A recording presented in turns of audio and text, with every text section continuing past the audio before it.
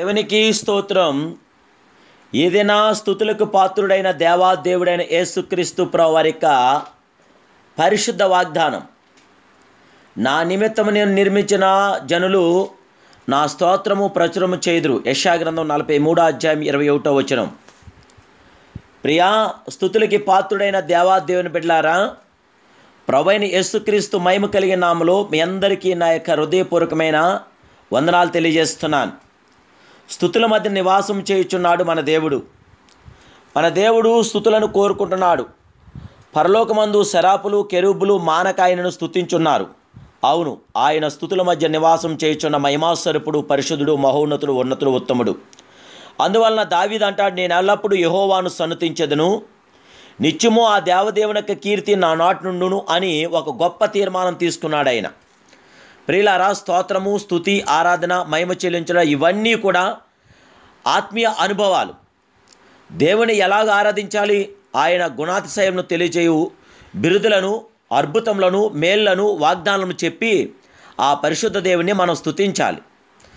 ఆ దేవాదేవుని మహింపరచాలి. దైవ ప్రసన్నతను మనం గ్రహించాలి. ప్రియులారా, అలాగూ చేయక సనుగు చుండిన ఎడల లేదా నేరం మోపు చుండిన ఎడల మనం ఆశీర్వాదం కోల్పోగలదు. దేవుని యొక్క ఆశీర్వాదాలు పొందాలంటే ఆ దేవాదేవుడు అని యేసుక్రీస్తు ప్రభువు వారి నామానికి మహిమార్థంగా ఆయనను స్తోత్రించి, స్తుతించి, ఆరాధించి మహిమ చెల్లిస్తే దేవుని యొక్క సర్వోన్నతమైన కార్యాలు, క్రియలు మన పట్ల జరుగుతాయి. ఇశ్రాయేలు ప్రజల్లో అనేకులు దేవుని వద్ద మేలు పొందినను ఆయన్ను స్తుతింపక సనుక్కున్నారు. కైన ప్రియులారా, వారు దేవుని స్తుతించడం మానేసి సనుక్కోవడం మొదలుపెట్టారు. కైనా కానానును స్వతంత్రించుకోలేకపోయారు. కైన ప్రియులారా, వారి మార్గంలో వారు నశించారు. ప్రియులారా, దేవుని స్తుతించినప్పుడే, దేవుని మహింపరిచినప్పుడే మనం జయం పొందగలదు, మనం మేలు పొందగలదు. కైన ప్రియులారా, వారు దేవుని ఎరిగి ఆయనను దేవునిగా మహింపరచలేదు. కృతజ్ఞతాస్తులు ఆ దేవాదేవుడికి చెల్లించలేదు. కానీ తమ వాదనల యందు వ్యర్థులయ్యారు. వారు అవివేక హృదయంలో అంధకారమయమైనవి. ఈరోజు ప్రియులారా, మనం దేవుని స్తుతించేవారుగా, మహింపరిచేవారుగా మనం ఒక తీర్మానం తీసుకుని మనం ముందుకెళ్దాం. అవివేక హృదయాలతో అంధకారమయంగా మన జీవితాలు చేసుకోవద్దు.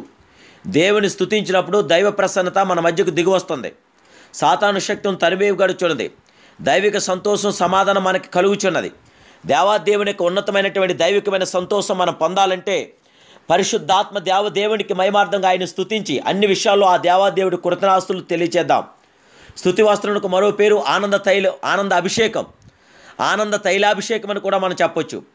కానీ మీ అందు నా సంతోషం ఉండవాలని, మీ సంతోషం పరిపూర్ణం కావాలని ఈ సంగతులన్నీ మీతో చెప్తున్నానని ఆనాడు యోహాను 15వ అధ్యాయం 11వ వచనంలో మనం చూస్తున్న అద్భుతమైన సత్యం. కానీ 150వ కీర్తన 6వ వచనంలో సకల ప్రాణులు యెహోవాను స్తుతించురుగాక. అవును, ఈరోజు మనం కూడా స్తుతి వస్త్రం లేకుండా పరలోక రాజ్యం మనం చేర్చబడలేం. కైనా పరలోకం వెళ్ళటానికి మనకు స్తుతి వస్త్రం అవసరం కదా. ఈరోజు మీరు ప్రభుని స్తుతించండి, మహింపరచండి, ఘనపరచండి.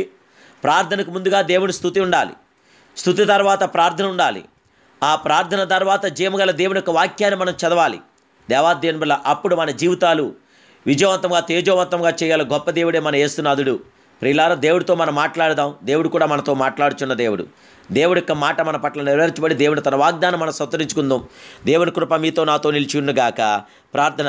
మా పరిశుద్ధుడును, మహోన్నతుడును, సర్వోన్నతుడైన మా ప్రియ సర్వాధికారమైన దేవానికి స్తోత్రాలు, ఉన్నతుడానికి స్తోత్రాలు, పరిశుద్ధుడానికి స్తోత్రాలు, ఆశ్చర్యకరుడా, ఆలోచనకర్త, మహోన్నతుడా, బలవంతుడానికి స్తోత్రాలు, దేవానికి స్తోత్రాలు. ఇదిగోనైనా స్తుతులకు పాత్రుడా, స్తోత్రాలుడా, స్తుతి వస్త్రం మాకు దయచేయండి నాయన. ఈ స్తుతి వస్త్రం ద్వారా పరలోక రాజ్యం మేము చేర్చగలగలుగుతాం.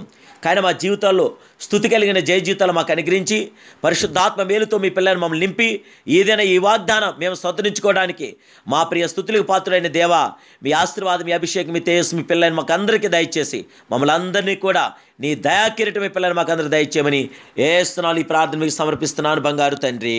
ఆమేన్, ఆమేన్, ఆమేన్. God bless you.